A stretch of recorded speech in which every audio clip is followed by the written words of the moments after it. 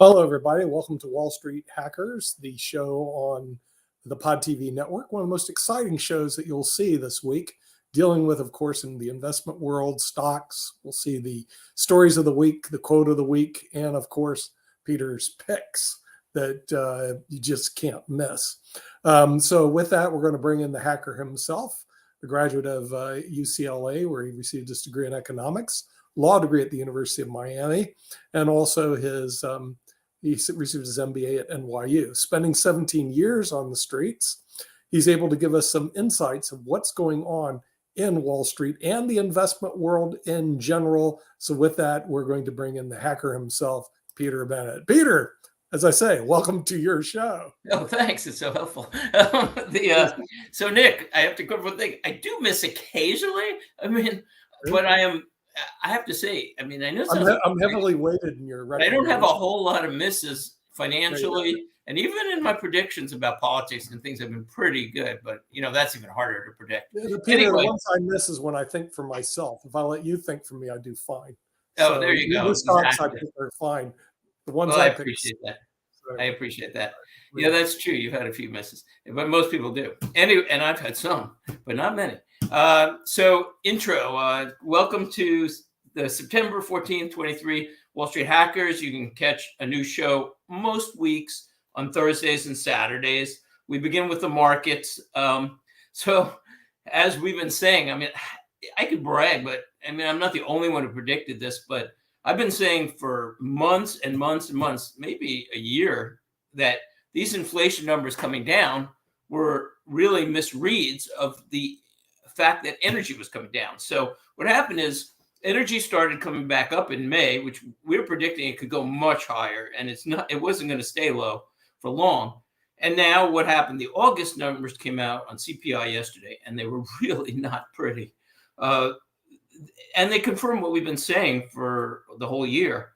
So energy costs are rising since May, and the consumer price indexes are reacting to that as expected, because it's both part of certain indexes and it feeds into others. So the August CPI was up 3.7% year over year, which sounds bad, but for the month, it was up 0.63%, second month in a row of increases. And if you extrapolate that for a year, you're looking at a 7.5% yield, 7.5% CPI increase. Now, you would think the markets would say, because they're always delusional, of course, this is really bad news. We're wrong. Instead, the market was up yesterday. The market's up today. Nothing's happening. Sooner or later, the markets are going to be slapped in the face. And they're not going up that much in the last year anyway, but they refuse to go down. But sooner or later, this problem of inflation and inflation not being under control is going to catch up to the market. Inflation hurts the economy in so many ways. It hurts consumers who can't spend. It hurts companies who have to refinance. But I think consumer and companies are insulated to a point more than usual, and that would be another whole show. But the point is, Wall Street Hackers likes to look at the causes of things, not the effects. The market likes to look at the effects and not the causes. So what is causing energy to go up so much? Well, one, this is a black swan in the works, because energy companies are investing 40% too little just to maintain production of oil and gas in the long run at the levels it is now. 40% too little. Can you imagine if all of a sudden we woke up one day and there was a 40% shortage in oil and gas? Well, it won't quite be that way, because they'll restart the projects and maybe they'll notice it before we get to that level. But these projects take 5 to 7 years, and the oil and gas companies have been underinvesting, but by not only 40%, in my opinion, of what they should be doing, but you could see their budgets. It's under 50% of what they did year after year and year in and year out. before 2015. So all of a sudden in 2015, they just dramatically cut their budgets for oil and gas projects, which again take 5 to 7 years. So you don't see the effects immediately, but this is going to catch up. You can't have this be sustainable. So the point is that, one, energy is probably going up, and the reasons are many, but especially governments around the world are discouraging oil and gas production, not only in America, but all over. They have this green energy idea. And I understand why they want to control the climate issues, and they could be serious. You know, you can debate that either side, but the point is, one, they're not doing it at all. They're making the climate worse with their policies. And two, they're causing economic problems that won't help even the situation. And the other thing is, you have 10% of capital budgets of oil and gas companies now going to projects like carbon sequestration. So that 10% is sucked away from regular oil and gas projects. It will help the environment, and great. But the point is, what happens when oil and gas maybe goes much higher, and certainly I doubt will go lower. So that's the number one reason. Number two is the unemployment rate and wages. So the unemployment rate ticked up slightly, but from 50-year record lows. So now it's 3.8%, 8 or 9 million people still, 8 or 9 million jobs unfilled. This is not sustainable either. 3, government deficits. So the 2023 U.S. government deficit for just 11 months is going to be about 1.5 trillion, and that is double the 22 deficit. So the government just keeps spending money, some of it on good projects, a lot of it wasted. But the point is, all that money pouring into the economy is very stimulative to the economy, and it's going to cause inflation. Of course, you know, there's an expression, too much money chasing too few goods. And finally, the Fed, who's been behind the curve for a year and a half now. And basically, they're trying to have it both ways. Maybe they're too political. I don't know their reasoning. Maybe they just see it that way. But they have this theory that they don't have to get well above the inflation rate to squelch inflation, which has always been the norm for 70 years. And they want to go less high for longer. So it's high for longer. And basically, they're trying to avoid any pain and instead have inflation go down. But I'm afraid it very well be, nobody knows the answers, but it may be pain to the economy that causes inflation to go down. Because I was thinking of it this way: why would anybody change their behaviors? You know, if you get a raise, you get a raise in Social Security, that's almost the same as inflation. If you have access to money, you know, a decent salary, you can get a new job.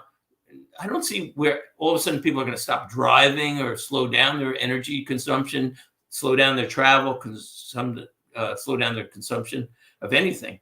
So it may be impossible to have no pain and a gain in terms of controlling inflation. Nobody knows, but I have a feeling that what I do see is that the market is delusional. Just yesterday's reaction to a really bad CPI report. And the real shock may come, and nobody knows at the Fed's meeting. But if I was the Fed right now, I would raise another 0.25%.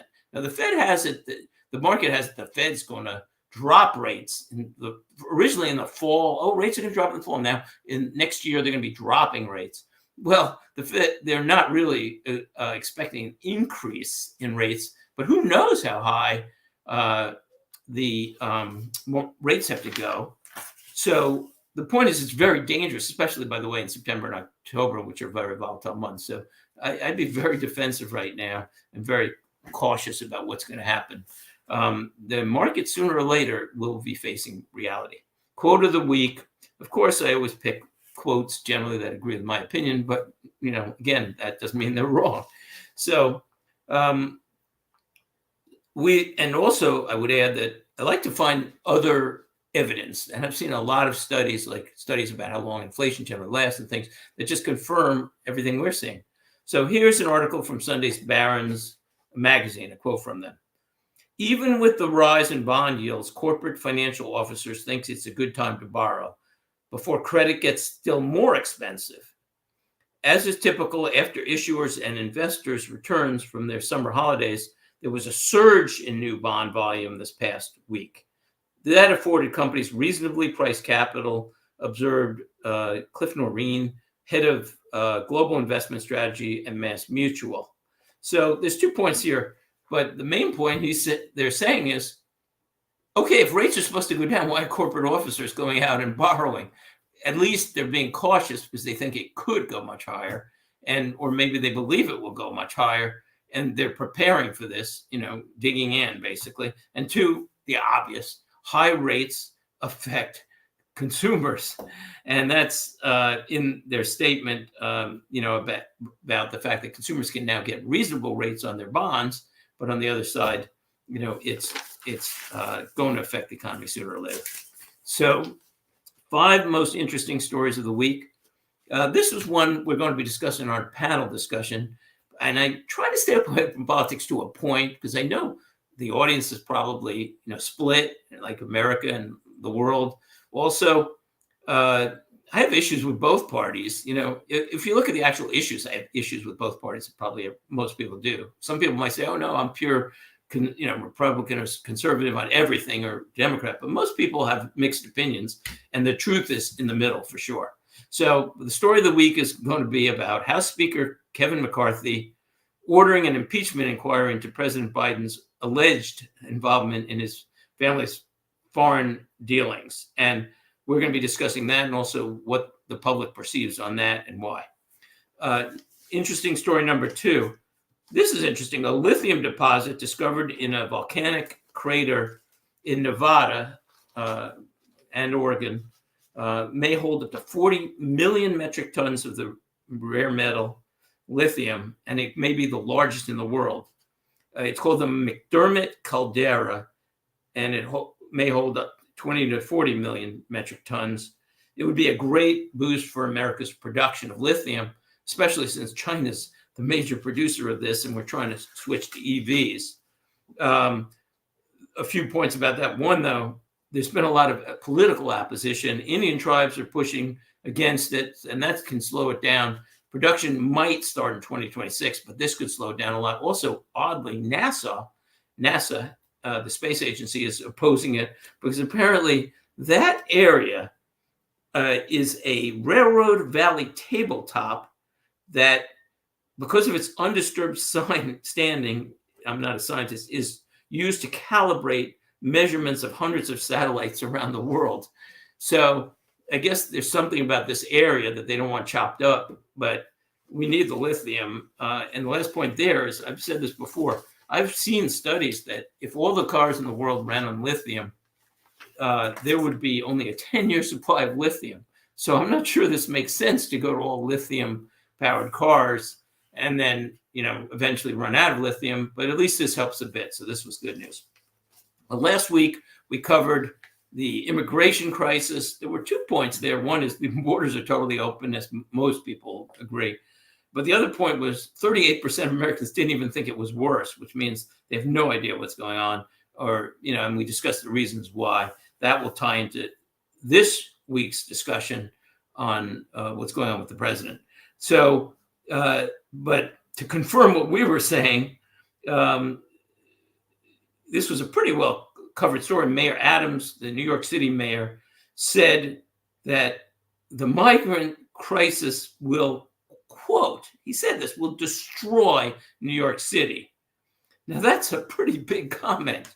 And he said he doesn't see a solution, that if it continues, he's never seen a problem like this. Few points there. One, he didn't have a problem until 110,000 people arrived in New York City. He had no problem when Texas was overrun, Arizona, Nevada, with illegal immigrants. But now that they're coming to New York and it's becoming their financial burden, now it's a problem. Second of all, he's trying to politically blame Texas, which is shipping people from the border. These towns are overrun with immigrants for years. And so they're shipping some who are willing to go. But the bulk of the immigrants are not coming from Texas. And other cities around the country, are many of them Democrat, are complaining about the fact that they can't handle the burden. And again, it was a problem down south for years. So I hate the way politics plays into some of these things. Number 3, a robot featuring arms, legs, and 2 eyes and basic facial features, very plain face, but has a head, has joined actual warehouse workers for the first time, and it's lifting heavy boxes in containers. It's called Apollo. It's 5'8", 160 pounds, and it moves items weighing up to 55 pounds. It comes from a company called Apptronik. It's a tech startup, and it says that it expects one day for its robots to be able to perform menial tasks like household chores. And I could see this coming. I mean, Rosie is coming. And last year, Goldman Sachs published a report which predicted humanoid robots could be, quote, economically viable in factory settings between 2025 and 2028, and in consumer applications between 2030 and 2035. So the robots are coming, and I've feared there's multiple issues for people, but one of them is jobs. And, there's a theory that jobs will be created at the same rate, but I think these robots, it's the first time that technology is actually now physically and mentally capable of totally replacing people in many jobs. So we will see, but it may be a big issue.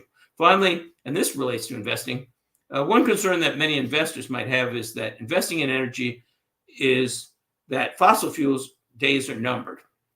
But ExxonMobil just said global energy demand is expected to rise by 14.4% to 2050. Actual oil demand should grow by 5.7%, even oil demand by 2050, and gas use is supposed to increase by 21.7%. So this is what we've been saying on Wall Street Hackers for a long time. The energy, there's a lot of money to be made in energy because the market thinks, it's going away in 5 or 10 years, but there's a real opportunity. And also in terms of climate change and everything else, I mean, how do you fight the climate if you introduce a solar panel or a solar powered car or whatever, indirectly an EV, but then populations all over the world in less developed countries are adding cars, and they actually want heat for their homes.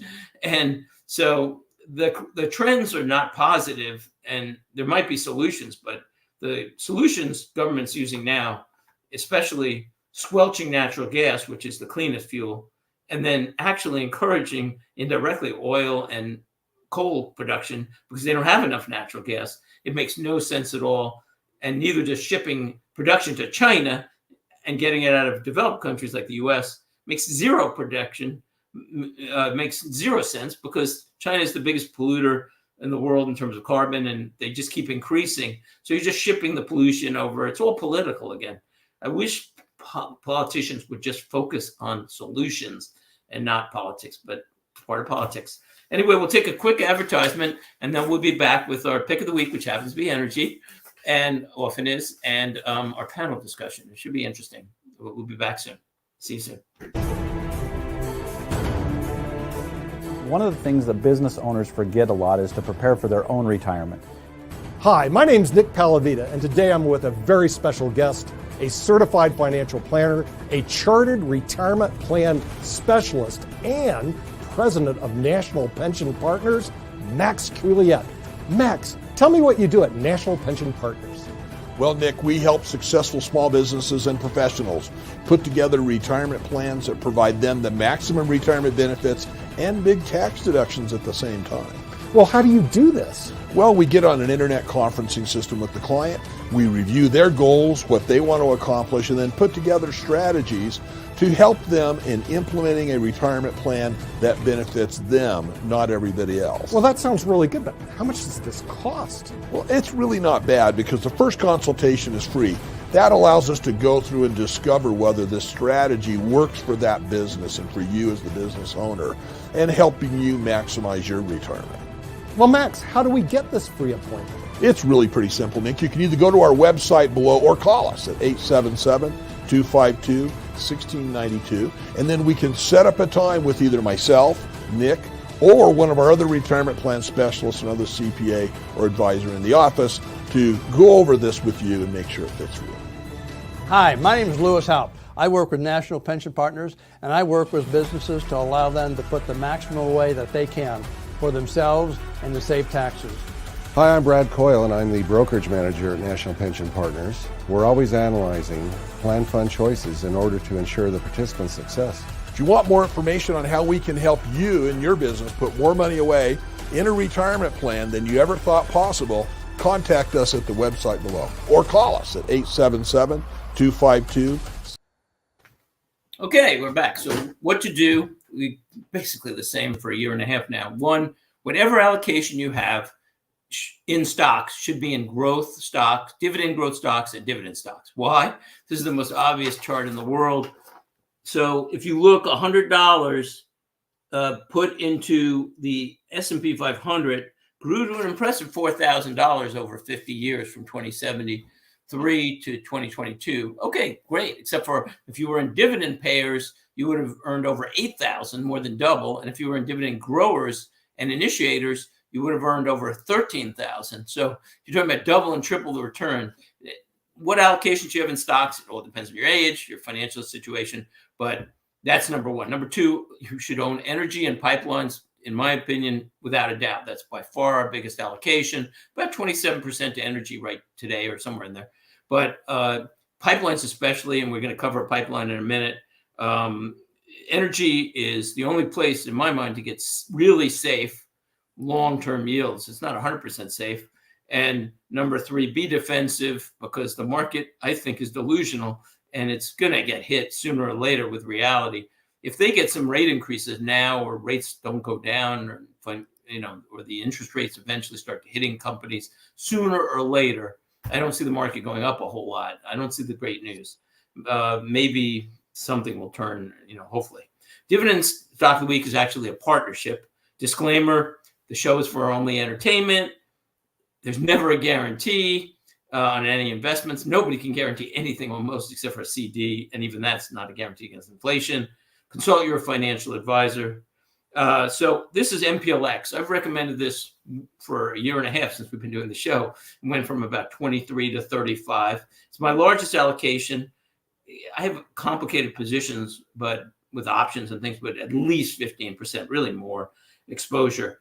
What do I like about it? One, it's a pipeline, so it's really demand driven rather than supply and cost. So a lot of these are long-term contracts, fees, and also you get a nice return, which is often generally tax-free for a long time. You get depreciation, depletion, and return of capital. You have to be a little careful in an IRA about UBTI. You'll have to look it up. But what else do I like? It's an 8.9% yield. The price to cash flow is 7. So really the company is earning 14.3% cash flow yield. 14% cash flow yields is really nice. They can reinvest. They can do all kinds of things with the money, increase dividends. I wouldn't be surprised. I expect a dividend increase in November, and I think it's going to be substantial. So the other thing is that 14% they're earning is counting the fact that they're putting all kind of money into new projects. So they could stop putting the money into new projects and just run what they have, the pipelines, but those new projects will create growth. What kind of growth? So if you look at the earnings per share, according to TD Ameritrade, for the last 5 years, annualized, you're looking at 28% growth in their earnings per share annualized. And the dividend grew 5.5% per year annualized for the last 5 years. So if you're starting at 9 and it increases at 5, that's a pretty good cash flow, and the price of the stock should go with it.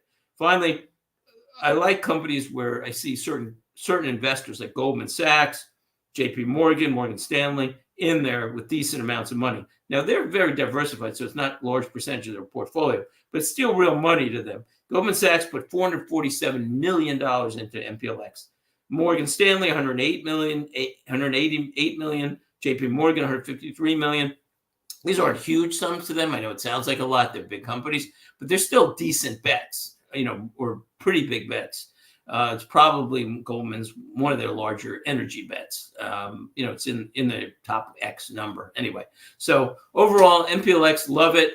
I really like energy, and I wouldn't be surprised to see a nice increase into the winter. I wouldn't be surprised at all, which would be nice for cash flow on that already almost 9% yield. So panel discussion of the week. The question is, why is the House investigating Joe Biden and family?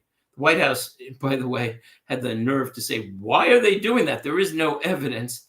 And also, why do 38% of Americans, and this to me is the more interesting question in a way, 38% of Americans don't believe that Joe Biden was involved in Hunter Biden's business dealings. Now, on one side, 61% of U.S. adults, according to a CNN, by the way, 61% believe he was involved in Hunter Biden's business dealings. A little more background, and then we'll get into discussion. One, Biden has repeatedly claimed for years that he never, quote, never spoke with son Hunter Biden or brother James Biden about foreign ventures, but witness statements and records from Hunter's abandoned laptop and other sources show otherwise. By the way, if you took any one of these pieces of evidence, you'd say, well, he's probably involved very deeply. But when you combine what I'm about to say, you say, how can you imagine there's so much smoke? It's like a forest fire of smoke. Again, it's not just, it's complicated, but I'll explain why this isn't necessarily even good for the Democratic Party. So, number two, the Biden family has set up 20 shell companies, which have taken in over $20 million. Who happens to set up 20 shell companies and mysteriously takes in $20 million? Number three, Hunter Biden's partner has said Hunter has complained about giving 10% to, quote, the big guy. I wonder who he's giving the 10% to. Number four, Hunter Biden complained in an email to his sister years before that about having to cover expenses for Joe Biden. He's been paying for his house, expenses, things like that. Number five, President Biden has sent over 5,000 emails using pseudonyms, under 3 different pseudonyms. Who sends 5,000 emails using fake names? That's a little suspicious in itself. And most damning, because this alone convinced me years ago, but keep all that rest of that in the evidence. Joe Biden bragged on national TV just a few years ago that he had the key prosecutor in Ukraine fired. And he said, I had him fired. I said, if you don't fire him right away, we're going to not guarantee $1 billion in U.S. loans. Now, a few points. One, the prosecutor was pursuing Burisma, a Ukrainian energy company. Hunter is on the board of Burisma, and he's received about $11 million, $1 million maybe in pay, and $10 million in legal fees. Now, Hunter Biden has no knowledge of the energy experience industry whatsoever, and he also doesn't speak Ukrainian. So why would you pay $1 to somebody, not to mention $11 million? And by the way, Burisma executives have said they paid $10 million particularly for influence with President Biden. Finally, a few points there again. So the State Department and other U.S. government agencies, there's no evidence at all. They say they did not recommend the prosecutor being fired. Again, this prosecutor was aggressively pursuing Burisma, the oil company. So where in the world did Biden get the idea? I need to jump into a Ukrainian situation and get this one prosecutor in Ukraine fired. And by the way, I received $11 million. Nothing suspicious there at all. Oops. So back to the question. Now we know why the House at least wants to investigate it. I think I answered, but especially why does 38% of Americans disagree with the 64% of Americans that know that this happened? Because to me, it's like 99.99999%. I mean, again, I'm not all in on Biden. I mean, I look at the policies. I have problems with everybody on certain issues, but this is pretty obvious. Nick, what do you think?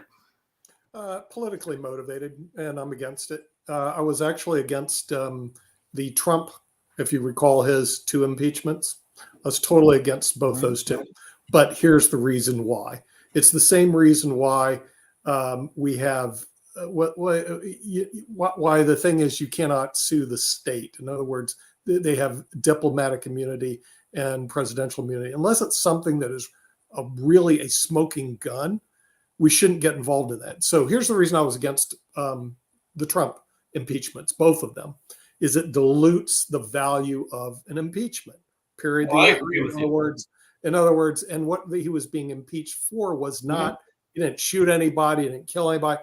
And so what happens, any ticky-tack thing can become an impeachment. Look, if you want to go after him after he's out of the presidency, go right ahead. But right now he has a job to do.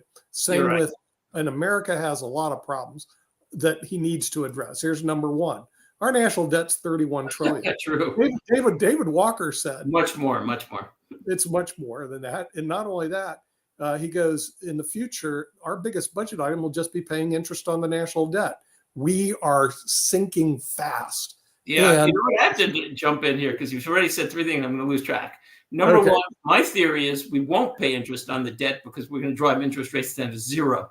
That's, well, they'll have to do it. Exactly. That's why. But that's going to affect a lot of people financially. So you're going to get hurt by that debt. Number two, I totally agree with, and then if you want to go and find the Trump things, and I want to point out the first, it dilutes the impeachment. And even then the Republicans said, you know what, you're diluting impeachment.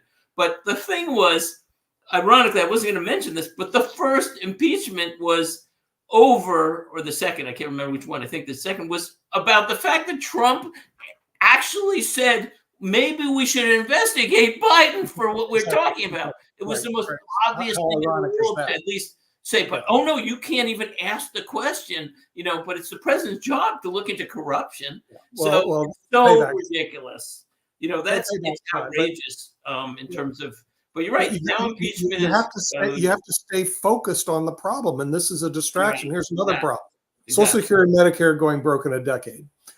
We will live through most of the people are listening will see Social Security and Medicare go bankrupt. You know what? I want to divert from that because let's do that on next show, actually, if you want to go back to that. Saying, these are important. That's a complicated issue. You're going to deal with some crazy. No, it's not just that. There's all kind of problems. There's crime.